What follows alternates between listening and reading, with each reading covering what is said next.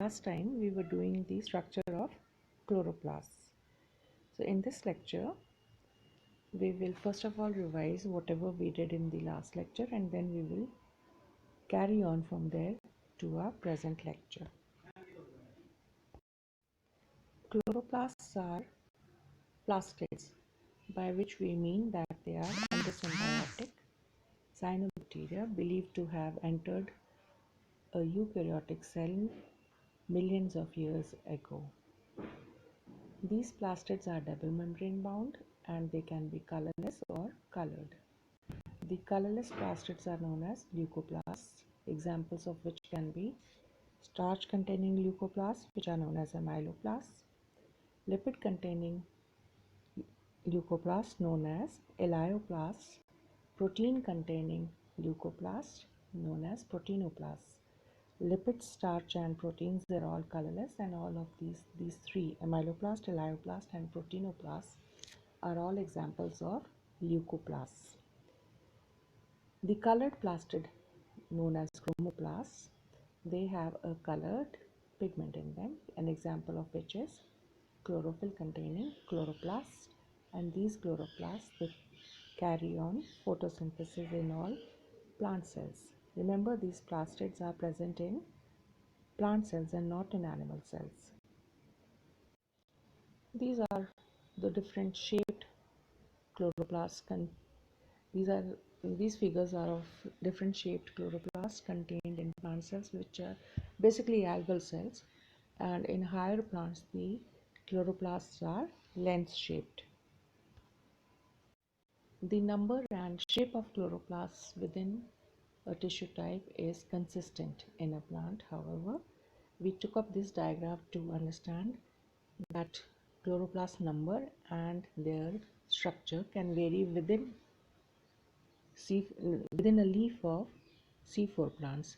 C4 plants, they have distinctive bundle sheath cells and the mesophyll cells, and in both of these, mesophyll as well as the bundle sheath cells, both of these they have chloroplasts. However, the number of chloroplasts within these two different cell types as well as the inside structure of the chloroplast varies in C4 plants. The structure too was taken up last time. This diagram, we did it in the last lecture also. This is basically to show you that the chloroplast has different membrane systems, of which the outer chloroplast membrane is one, the inner chloroplast membrane is the second type, and within these two, in the interior of the chloroplast, there is a thylakoid system and stroma, which is the gel-like fluid which makes up the inside of the chloroplast, and in which the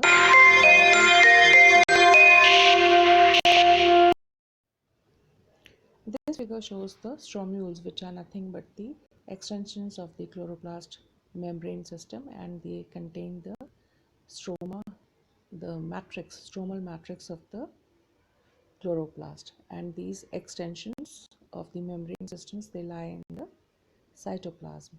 However, within these stromules you find the stroma.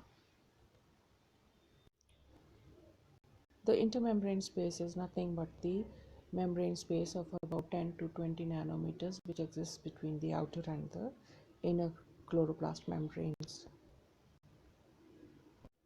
Whereas the stromules are extensions of the outer and inner membranes of the chloroplast, these extensions extending out into the cytoplasm of the cell,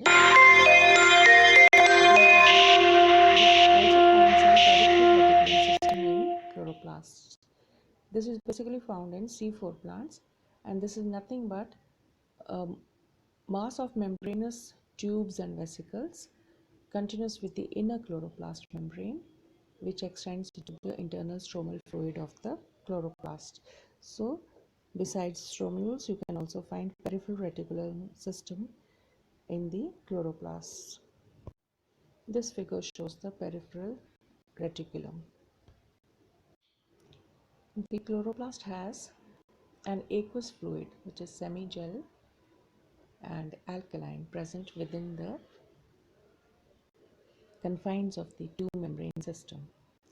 This stroma is protein rich, by which we mean that it has many enzymes, and the prominent among them is the Calvin cycle enzymes, which are responsible for fixing carbon dioxide. The fixation of carbon dioxide into glyceraldehyde 3-phosphate takes place in the stroma.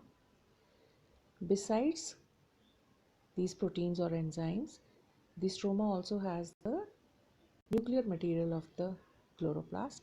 It has ribosomes, it has plastoglobuli, of which we will do in the next slide, and starches and proteins.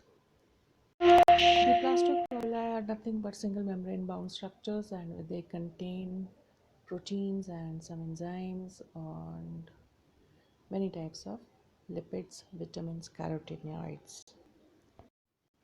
This figure shows the accumulation of starch granules within the chloroplast. Similarly, this figure shows accumulation of starch or pyrenoids, known as pyrenoids, within the algal cell, the chloroplasts of the algal cells.